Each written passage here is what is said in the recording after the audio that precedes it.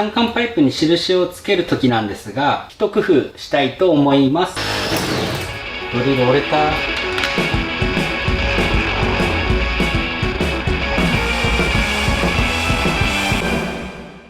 はい、おはこんばんは、オリーブです。はい、ということで、ボートをアップグレードしたので、動画にしようと思ったのですが、素材が多すぎたため、複数に分けて投稿しようと思います。今回はアップグレードの下準備として、フロート付近のフレームを補強していく内容の動画となっております。それで使う材料なんですが、本当はいつも、こういう G ファンっていう規格のものを使ってボートの偽装を制作しているんですが、ちょっと予算があまりないので、今回は廃材を使って作っていこうと思います。廃材についてですが、こういった他のものから取り外したボルトやナットですね。こちらと足りない分のボルトとナットは追加で購入して使っていきます。はい、それから廃材で単管のパイプがあったので、こちら使っていきます。その他にこちらは G ファンのフレームになります。他のものに使う用途で買ったんですけど、結局使わなかったので、こちらも使っていきたいと思います。はい、じゃあ作業始める前に取り付けのイメージを説明していきたいと思います。オールが邪魔なので外していきます。はい、外しましたね。まずは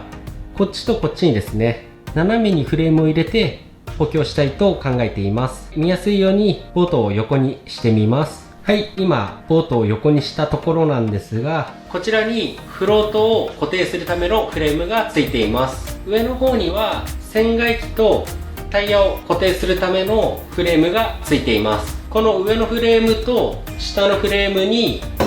こんな感じで新しくフレームを追加して、フロート周りのフレームを補強したいと思います。このボートの偽装でがっちりボルトで固定されているフレームはこのフロートのフレームだけなので、こちらの接着剤で固定されているフレームが飛んでいかないようにする意味も兼ねて、フロート周り補強することにしました。そしたら今度正面からボートの方を見ていきます。はい、今ボートの正面に来ているんですが、こちらのフレームですね、接着剤で留めているだけなので、フレームを追加して飛んでいかないための対策をしていきたいと思います。こちらに追加するフレームのイメージですが、はい、こんな感じで縦に2本ですね、フレームを追加して取り付けていきたいと思います。斜めに補強したフレームがフロートのボルト止めされたフレームと連結されるので、連結されたフレームとさらにこのフレームを連結することで、全てのフレームがフロート周りのボルト止めされたフレームと固定されることになるので、偽装で取り付けたフレームは全てボルトでボート本体と固定されることになります。ただ今言葉だけで説明すると複雑なので、完成した後に説明したいと思います。それでは実際に作業の方始めていきたいと思います。はい、ではまずは補強の方から作業していきたいと思います。補強のフレームは斜めに2本と縦に2本追加していくんですが、最初は斜めに2本フレームを補強していきたいと思います。なのでまずは船を横のアングルから撮影していきたいと思います。そしたら最初フロートが邪魔なので左右のフロート取り外していきます。はい、でフロート外す時にワンタッチでボタン式で外せるように作ったんですが、 G ファンのフレームの角の部分に引っかかってスムーズに取り外しできないので、フロートを止めてあるもうボルトを回して外したりつけたり今しているんですが、 G ファンに使われているボルトは六角ネジで開けたり閉めたりするので、六角レンチで手動で毎回脱着していたんですが、さすがにめんどくさかったので、こういう特殊なネジを回すインパクト用のアタッチメントですね、購入したので、これを使ってフロートのネジ回して外していきたいと思います。使い方は簡単で、この付属されているインパクトの変換のアダプターに好きなビットを差し込んでインパクトドライバーに取り付けるだけですね。今回使いたいのはもう錆びてますけど、この5番のビットを使いたいので、こちら取り付けていきます。はい、こちらですね、磁石になっているのでこんな感じで簡単に取り付けていきます。はい、あとはインパクトドライバーにこんな感じで取り付けるだけですね。はい、ということでフロートの方ですね、外しました。そしたら補強するためのフレームの長さを単管を実際に当てながらどれぐらいの長さが必要か計測していきます。最初こちらの方の補強のフレームから現物合わせしていきたいと思います。この辺りですか。もともとついてるフレームの下の面と単管の下の面ですね、合わせて取り付けていきたいと思います。なので木を使って下の面ですね、お互いに合わせて固定していきたいと思います。はい、大体で印つけましたね。これをカットして穴を開けてボルトでフレームに固定していきます。一回印つけたところでカットして当てて雰囲気見てみます。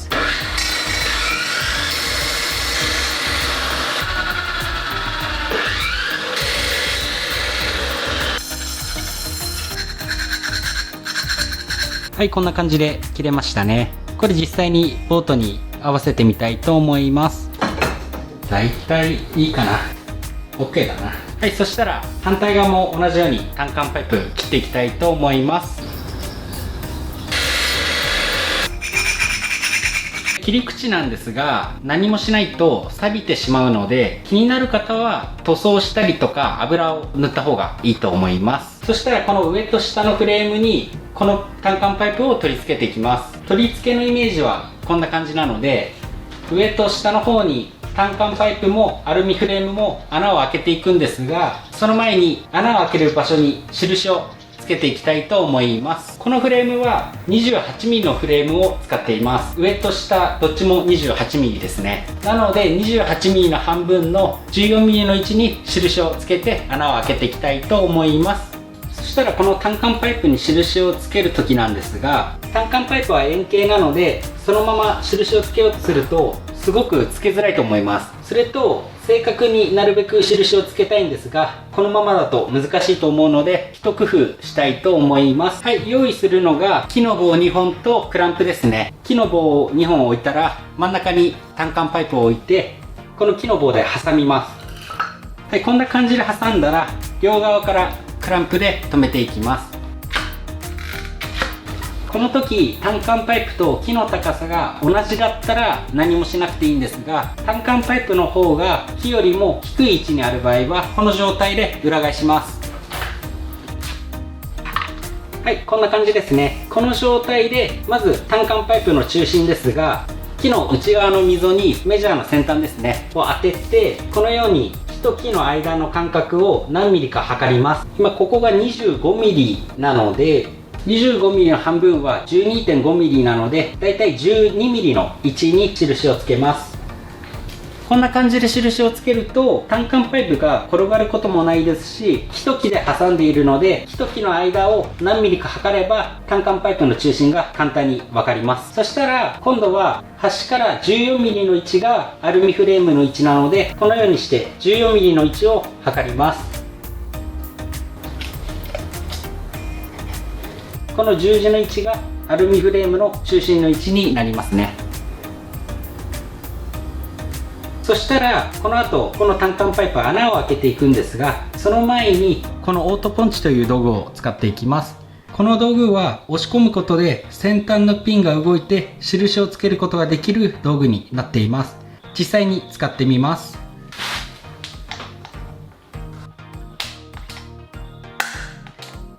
はい、こんな感じで少し見えづらいですが、打ち込むと打ち込んだところがへこんで印をつける道具になっていますね。はい、で1回ではうまく印がつかないときは何回か打ち込んでいきます。はい、こんな感じで印をつけることができました。そしたらこれ今ボートの右側の部分の単管パイプに印をつけたので、左側の分も印をつけたら単管パイプに穴を開けていきたいと思います。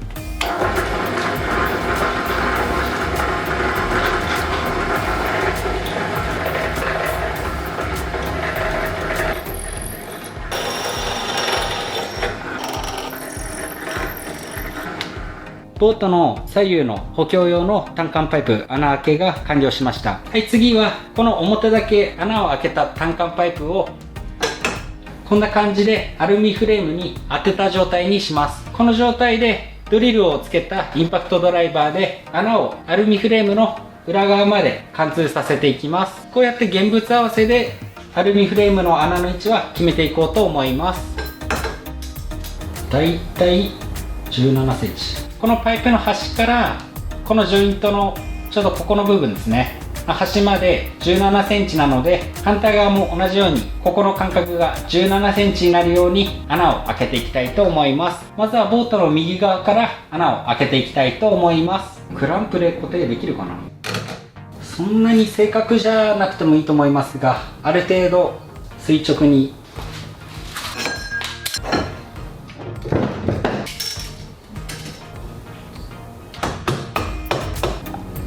ダイレクトにこうやって入れちゃいます。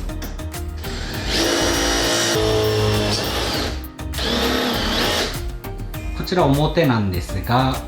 裏側まで貫通しましたね。今上を穴開けたので、今度は下を穴開けていきたいと思います。ドリル折れた。仕方ないんでワンサイズ大きいドリル使って穴を開けていきたいと思います。そしたら反対側も穴開けていきます。ちょっと反対側と寸法がずれているんですが、船の横の単管パイプを基準に穴を開けていきたいと思います。はい、そしたら今度はこちらなんですけど、廃材のボルトですね。もう使わなくなったんで、これを再利用したいと思います。このボルトのサイズなんですが、約 9mm なので、ちょっと余裕を持って 9.5mm の穴をこの単管パイプに開けて、ボルトでボートのフレームに固定していきたいと思います。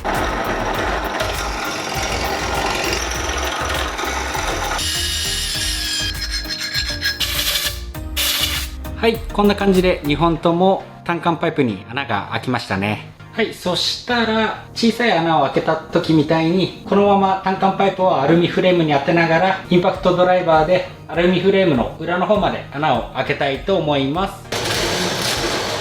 はい、こんな感じで上の方穴が開いたので、上の方だけまずボルトで留めて穴がずれないようにして、下の方のボルト穴も開けていきたいと思います。このボルトちょっと長いので、片側にこのナットを取り付けて、反対側にもこのナットを取り付けたら、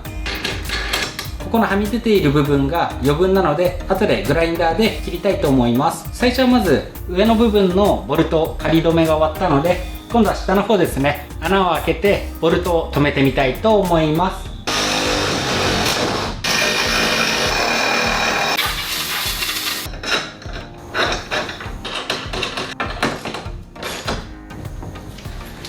反対側の補強のフレームもつけていきます。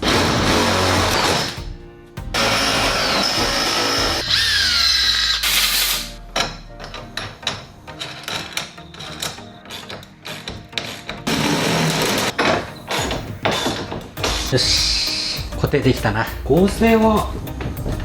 上がってる感じはするな。こういう風にただ斜めの補強を1本入れただけでも、ものすごくフレームの強度は上がっているんじゃないかなと思います。この手前側のフロートを取り付けるフレームが3点でボルト止めされているんですが、このボルト止めされているフレームと上のボルト止めされていないフレームを、この新しく入れた補強のフレームを橋渡しにしてつながっているので、この接着剤の部分が劣化して外れても、ここのフロートの部分のボルトで支えられているので、フレームが外れるリスクが下がると思います。はい、今回新たに取り付けた上下をつなぐフレームは、建物の補強に使われる筋交いという構造になっていますので、ボートのフレームの強度を上げるという役割も持っています。はい、そしたらボルトの飛び出している部分をグラインダーでカットしていきたいと思います。はい、今拡大して見ているところなんですが、ナットを止める前にグラインダーで切ってしまうと戻すことができなくなることがあるので、ナットをつけたままグラインダーでカットして、潰れたネジ山を回復させるために切った後にナットを外してもう一回戻していきたいと思います。そうすることである程度はネジ山が回復すると思います。それじゃあグラインダーでカットしていきます。そしたらこのボルトなんですが、おそらくネジ山がおかしくなっているので、ナットを外して少しネジ山を修正したいと思います。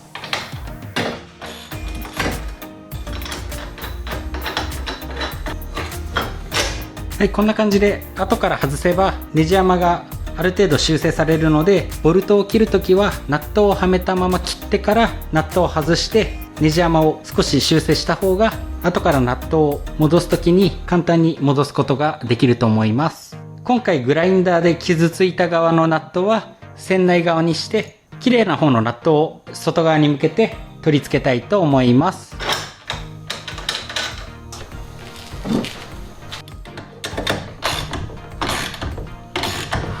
よし、しっかり止まったな。そしたら反対側もやっていきます。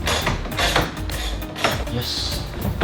はい、そしたら今度は縦にフレームを入れていこうと思います。と行きたいところですが、長くなってしまったので、ここで動画を切りたいと思います。今回はフロートの上の補強フレームを作りました。次回はボートの前後をつなぐ補強フレームを制作します。チャンネル登録やグッドボタンを押していただけますと、すごく動画制作の励みになります。ここまでご視聴ありがとうございました。ものづくりって本当にいいですね。さよなら、さよなら、さよなら。